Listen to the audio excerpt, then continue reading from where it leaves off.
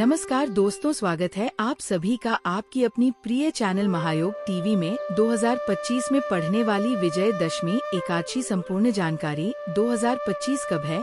24 फरवरी या 25 फरवरी। पूजा विधि क्या है, क्या करना है, क्या नहीं करना है, संपूर्ण जानकारी आज हम आपको इस वीडियो में बताएंगे।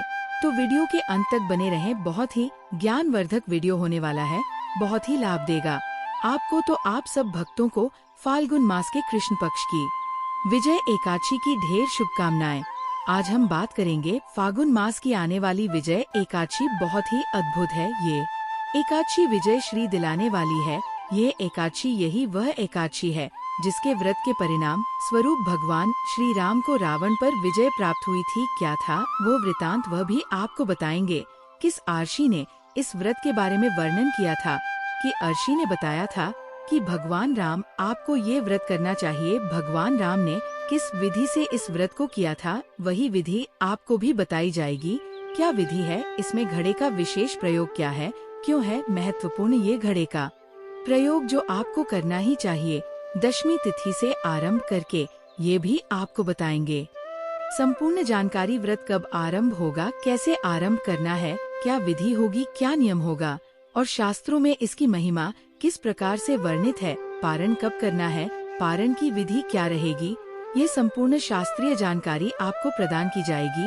ये एकादशी हमारे लिए बहुत महत्वपूर्ण होती है और हम अपने चैनल पर एकादशी के प्रत्येक वीडियो में शास्त्र से कोई ना कोई गहरा रहस्य खोज के आपके लिए लेकर आते हैं। ये जो एकादशी है ना, ये आपके जीवन की सभी परेशानियों पर विजय प्राप्त करने वाली है।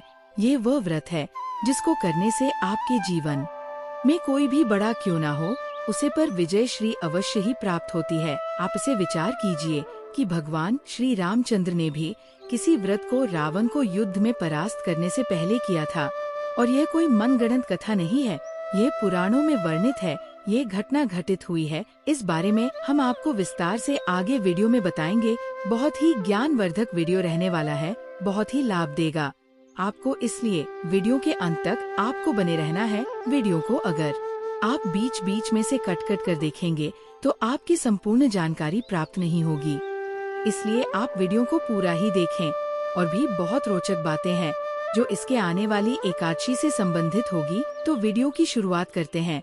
उससे पहले कृपया भगवान की प्रसन्ना व्रत की सफलता के लिए कमेंट बॉक्स में अवश्य लिखें ओम नमः भगवते वासुदेवाय या जय श्री हरि। भगवान का यह मंत्र जब भी लिखा जाता है तो उसे लिखने वाले के जीवन में अवश्य ही सकारात्मक परिवर्तन आते हैं, क्योंकि इसे एक सकारात्मक ऊर्जा उत्पन्न होती है और वह सकारात्मक ऊर्जा आपके जीवन में सकारात्मक परिवर्तन लेकर आती है।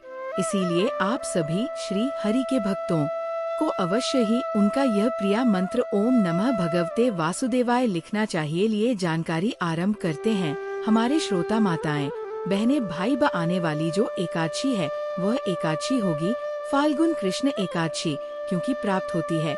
इसके व्रत के प्रभाव से मनुष्य को विजय की प्रति सभी स्थानों पर होती है। यह सब व्रत से उत्तम व्रत है।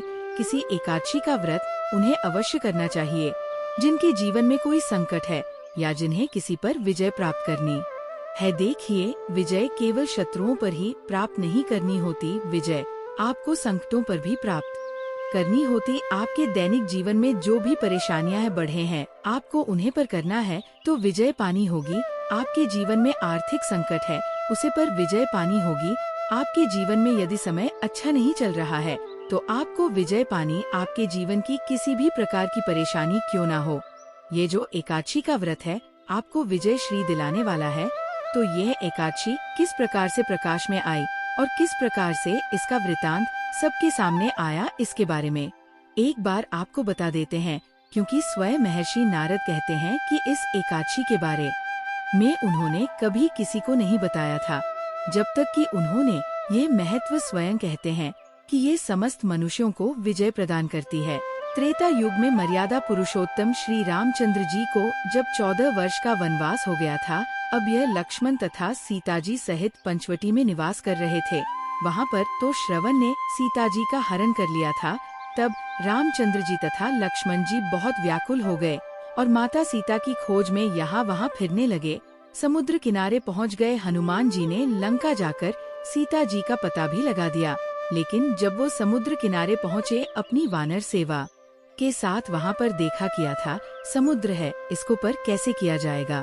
और जो लंकापति रावण, वह तीनों लोगों का विजेता है, उसे पर कैसे विजय श्री प्राप्त की जाएगी। इस प्रकार, क्योंकि वह भगवान थे परंतु वो मानव रूप में थे, मानव लीला कर रहे थे, इसीलिए अपनी शक्तियों का प्रयोग नहीं कर सकते थे।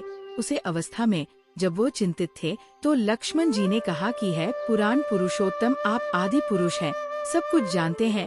यहाँ से आधा योजन दूरी पर कुमारी द्वीप में वक्त तालाब के नाम की मुनि रहते हैं। उन्होंने अनेकों ब्रह्मा देखे, अनेकों ब्रह्मा देखे, मतलब समझे आप। क्योंकि जो ब्रह्मा है ना, वह कई युगों के बाद बदलता है, घूमने वाला ब्रह्मा और ब्रह्मा देखें, अर्थात कई युगों को देखा है। आप उनके पास जाकर इसका उपाय पूछिए कि किस प्रकार से रावण पर विजय प्राप्त की जा सकती है।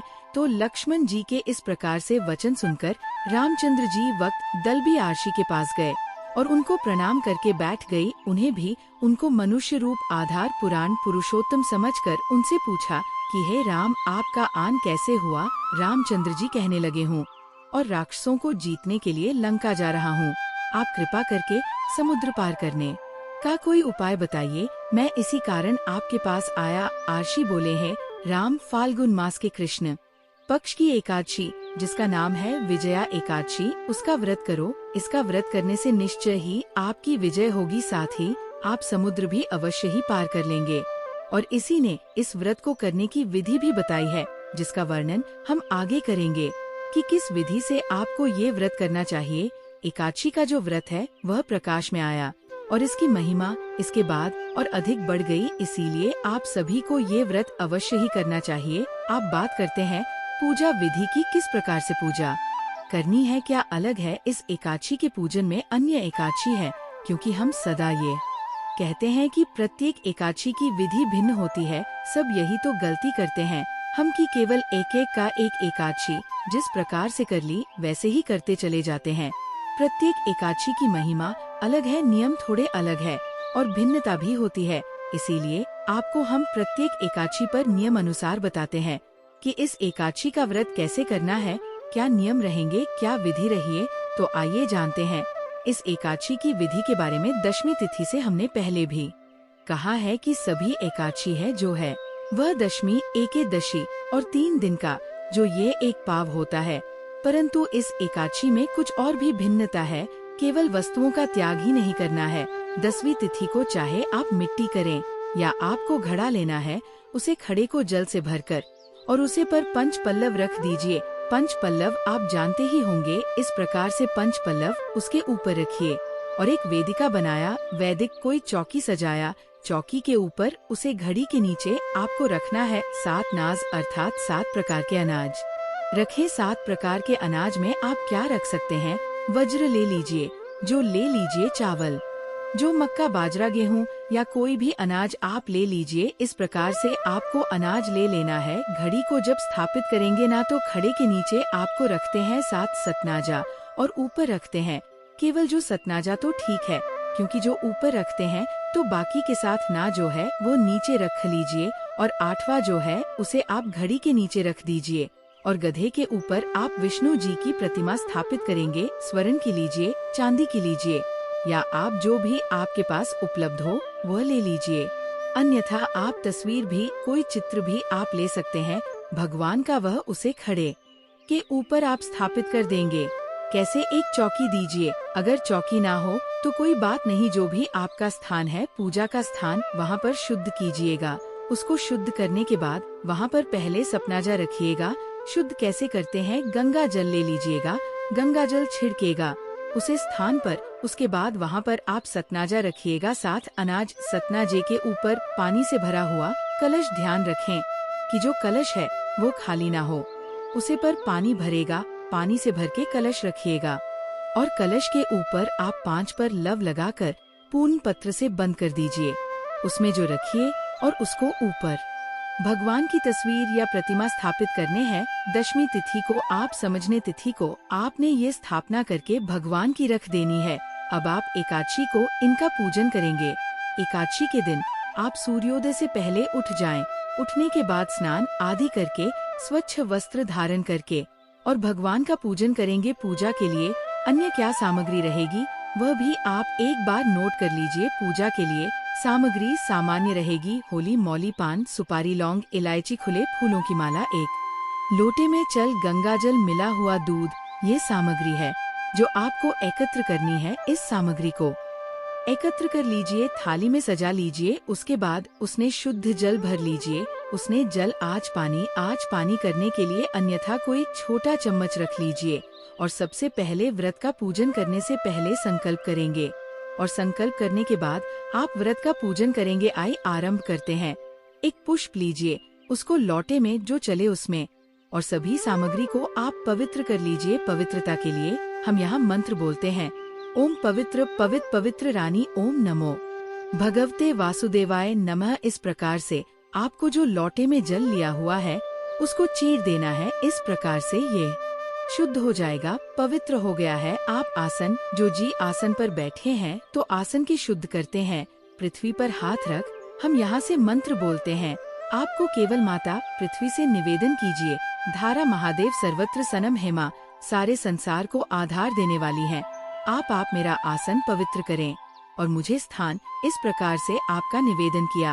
अब यदि आप दंपति हैं, आप पति पत्नी व्रत कर रहे हैं तो कट जोड़े से आप पूजन कर सकते हैं भगवान का। तो आप अपना घाट जोड़ा करवा ले और अगर अकेले पूजन कर रहे हैं तो अकेले भी बैठ सकते हैं। अपना सीधा हाथ लीजिएगा।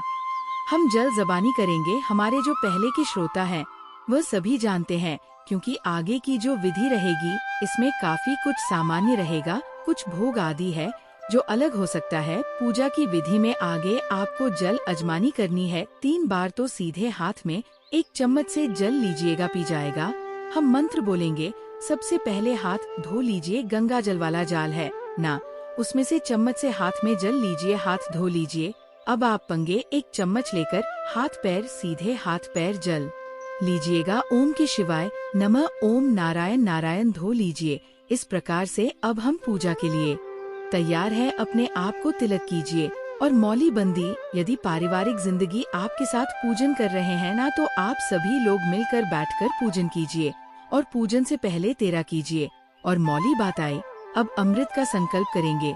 अपने सीधे हाथ में जल लीजिए। 1 रुपए का सिक्का दक्षिण के रूप में काम से कम रखिए, अधिक जो भी आप रखना चाहें वह प्राचीन बार। वॉल्यूम श्री विष्णु, ओम श्री विष्णु, श्री विष्णु। अपना नाम जिस स्थान पर बैठकर आप संकल्प कर रहे हैं वहाँ का मकान, नंबर, क्षेत्र का नाम, शहर का नाम, फाल्गुन मासी, कृष्ण पक्ष, विजया एकादशी व्रत पूजन, संकल्प शंकर विष्णु शरण। यहाँ पर जो हमने बोला है कि आपको ये व्रत कर रहे हैं आयु आरोग्यता की प्राप्ति के लिए, धन संपत्ति की प्राप्ति के लिए और शत्रु विजय की प्राप्ति के लिए। यदि आपके कोई अन्य कामना भी हो तो वह कामना भी आपके यहाँ बोल देने चाहिए। संकल्प में ही आपको वह इच्छा बोलनी होती है। इसके उद्देश्य की पूर्ति के लिए आप व्रत कर रहे हैं और यही संकल्प करने के लिए कारण भी होता है, जिसमें कि आपको भगवान से सभी प्रार्थना देते हैं कि आप कौन है, कहाँ है और किस लिए व्रत कर रहे हैं। संकल्प करने के बाद भगवान गणेश को हम स्मरण करेंगे और तद उपरांत अब हम कलश पूजन करेंगे। फिर भगवान श्री हरि का पूजन करेंगे। कलश पूजन किस प्रकार से करते हैं? सबसे पहले कलश देव पर जल के चीते दीजिए, उनको तिलक कीजिए। 7 बिंदी लगा सकते हैं या 1 बिंदी लगा सकते हैं। कलश पर अक्षत अर्पित कीजिए और दीप जला दीजिए और गीता दिया जला लीजिए। तो धूप दिखाइए और दीप दिखाइए। नैवेद्य के रूप में आपके पास जो भी कोई फल है, मिठाई है, वो अर्पित कीजिए। जल जमानी कराया। शुभ लक्षण आयाम शुभ 2 वर 2 पवाह। दक्षिण के रूप में जो भी आप राश अर्पित करना चाह वहाँ दक्षिण अर्पित कीजिए और प्रणाम कीजिए। कलश पूजन के बाद अब हम भगवान श्री हरि विष्णु का पूजन करेंगे। भगवान श्री हरि विष्णु का पूजन करने के लिए एक पत्र रख लीजिए, कटोरी रख लीजिए उनके सामने, क्योंकि वह कलश के ऊपर आपने विराजमान किया होगा। भगवान की तस्वीर प्रतिमा को जैसे कि हमने विधि बताई थी, दशमी तिथि वहाँ पर नीचे एक पत्र रख लीजिए जिसमें कि आप पूजा की सारी सामग्री अर्पित करेंगे, क्योंकि कलश पर अगर अर्पित करेंगे तो वो गिरती जाएगी। अजमानी अर्पित करेंगे तो 1 चम्मच से जल अर्पित कीजिएगा। सबसे पहले भगवान को पद्य अर्पित करेंगे। इस प्रकार से अपने भगवान को पद्य मार्ग आज पानी समर्पित किया है।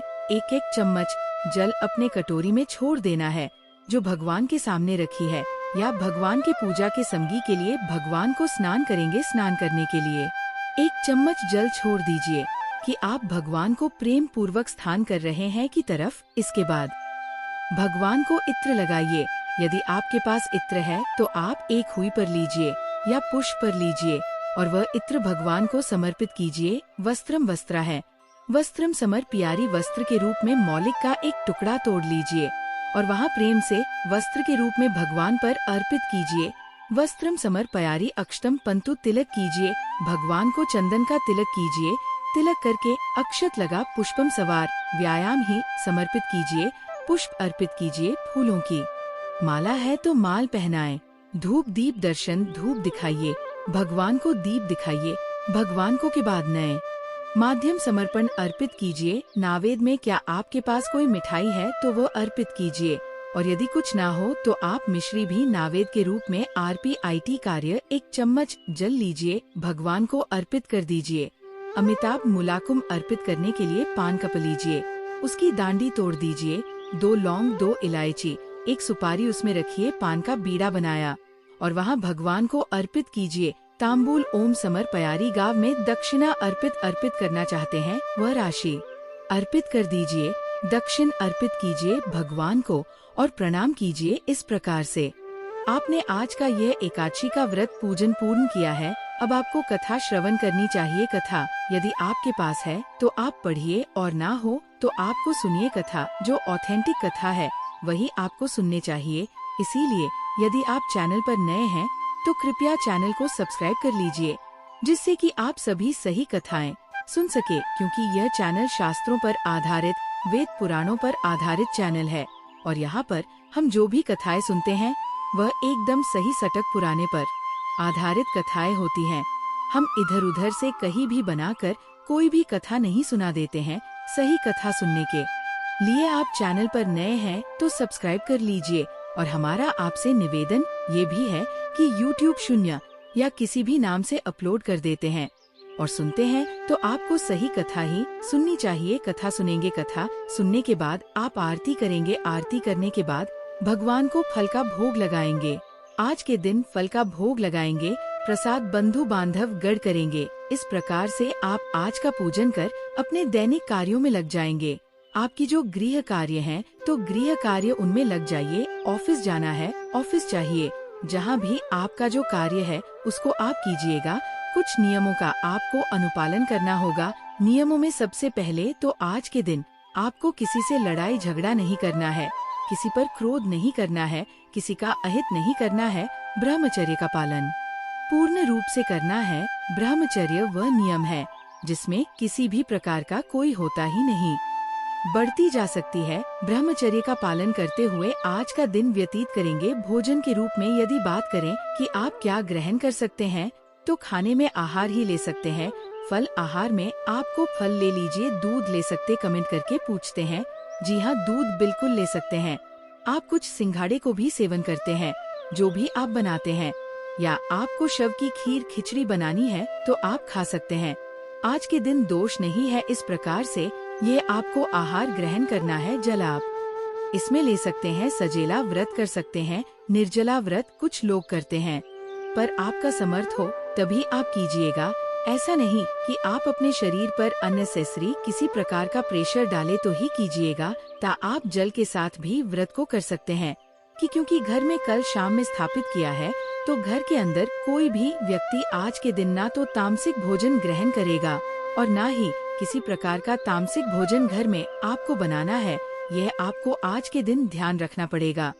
और ये जो नियत में तिथि से ही आरंभ हो जाएगा। जैसे ही अपने कलश स्थापना कर दी, भगवान का स्थापना भगवान की स्थापना कर दी अपने घर में, ना तभी तो दशमी तिथि से ही आपको घर में होगी। इतना प्रयास आप कीजिएगा। बाकी एकादशी में ये होता था कि दशमी तिथि को बाकी लोग पारिवारिक लोग कुछ दिखाएं, केवल व्रत करने वाला ही नियम रखना था। लेकिन आज ये जो एकादशी है, इसमें जो नियम है वह दशमी तिथि से आरंभ होगा। और घर के अंदर इस शुद्ध का आपको विशेष रूप से ध्यान रखना होगा कि ये शुद्ध जो है भांग ना हो, एकादशी के दिन भी। और जब तक पारण नहीं हो जाता तब तक इस प्रकार से आप दिन व्यतीत कीजिएगा। सायंकाल को संभव हो तो कीर्तन कीजिएगा, रात्र कल को संभव हो तो जागरण कीजिएगा। महिमा इस एकादशी पर भी जागरण की बहुत अधिक बताई गई है। महत्व में जब आप सुनेंगे, इसकी कथा जब सुनेंगे तो सारा वृतांत आएगा, आप स्वयं जान जाएंगे कि कितनी अधिक महत्वपूर्ण है भगवान का कीर्तन और जागरण। अगले दिन आपके व्रत का पारण करना है। पारण करने के लिए सूर्योदय से पहले उठ जो लोग सो रहे हैं और जो जागरण कर रहे हैं, वह ब्रह्मा मुहूर्त में स्नान करें। ब्रह्मा मुहूर्त में स्नान करने के बाद आप अपने व्रत का पालन करेंगे। पूजन विधि जो होगी पारण की, वह हम आपको विस्तार से अगले वीडियो में बताएंगे, क्योंकि विस्तार से बताने में बहुत समय चला जाता है। तो कारण की विधि के लिए भी वीडियो हम समय से अपलोड कर देंगे, जैसा हम प्रत्येक एकादशी पर करते हैं। वह सुबह सुबह किया जा सकता है। आप पहले जान लेते हैं कि एकादशी का व्रत आपने कब करना है, फिर बताएंगे आपको हम कब करना है। विजया एकादशी 2025 में 24 फरवरी सोमवार को मनाई जाएगी। एकादशी तिथि 23 फरवरी 2025 को दोपहर 1:05 पर शुरू होकर 24 फरवरी 2025 को दोपहर 1:44 पर समाप्त होगी। व्रत का पारण 25 फरवरी 2025 को सुबह होगा 650 से 9:08 के बीच किया जाएगा। पौराणिक कथाओं के अनुसार भगवान श्री राम ने लंका पर विजय प्राप्त करने के लिए विजया एकादशी का व्रत किया था। इस दिन व्रत रखने से शत्रुओं पर विजय कार्यों में सफलता और समृद्धि की प्राप्ति होती है।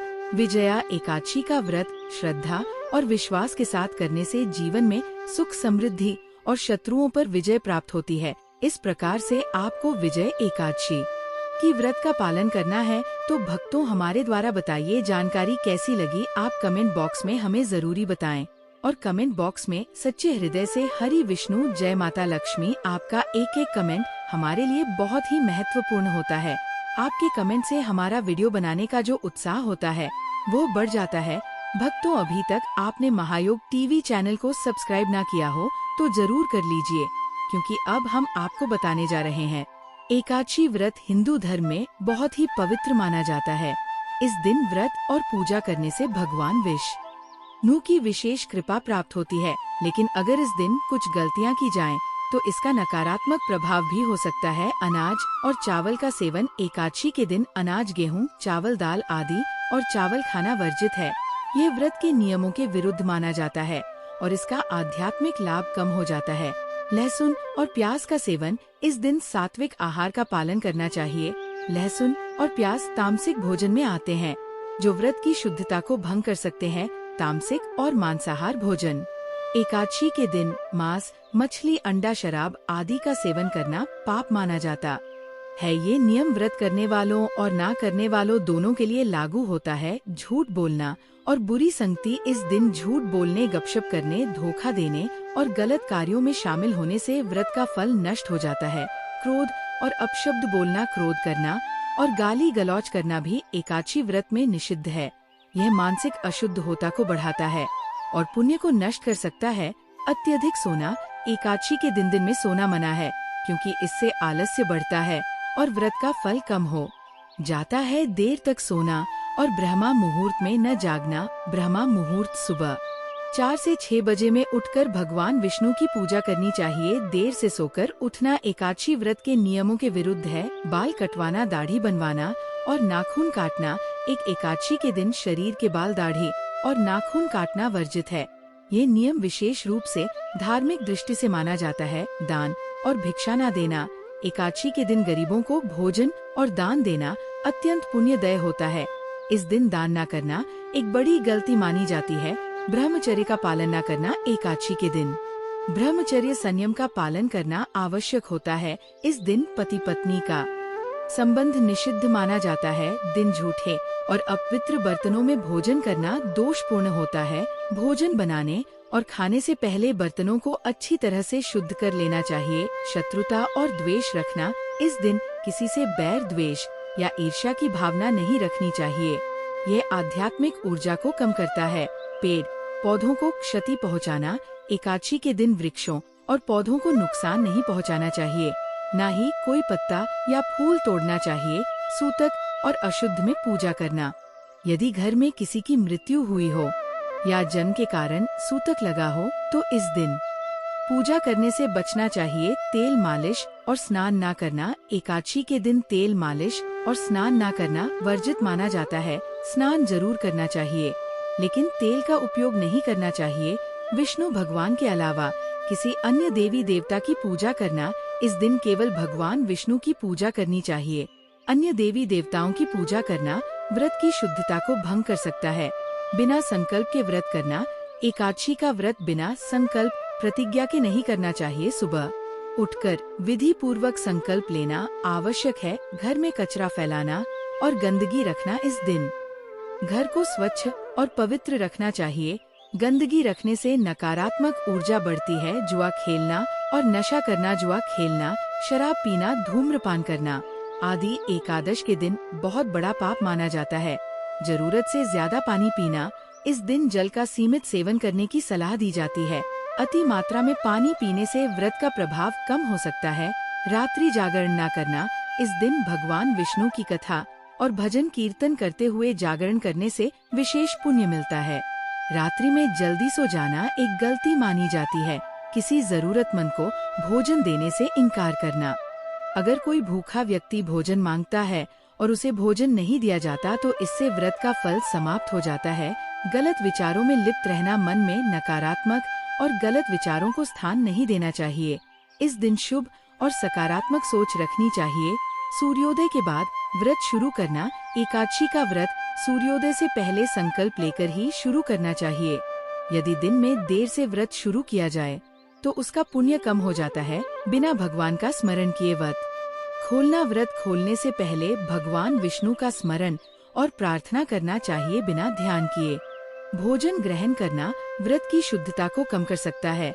भक्तों को वीडियो कैसी लगी कमेंट करके जरूर बताएं और महायोग टीवी चैनल को सब्सक्राइब ना किया हो तो जरूर कर लीजिए और इस वीडियो को ज्यादा से ज्यादा शेयर करें, जिससे कि हर कोई हिंदू भाई तक ये वीडियो पहुंच सके और वह इस वीडियो से लाभ ही लाभ उठा चुकी। मिलते हैं नई वीडियो में। जय माता लक्ष्मी, जय भगवान विष्णु। आप सभी पर माता लक्ष्मी एवं भगवान विष्णु की कृपा बनी रहे। धन्यवाद भक्तों वीडियो देखने के लिए।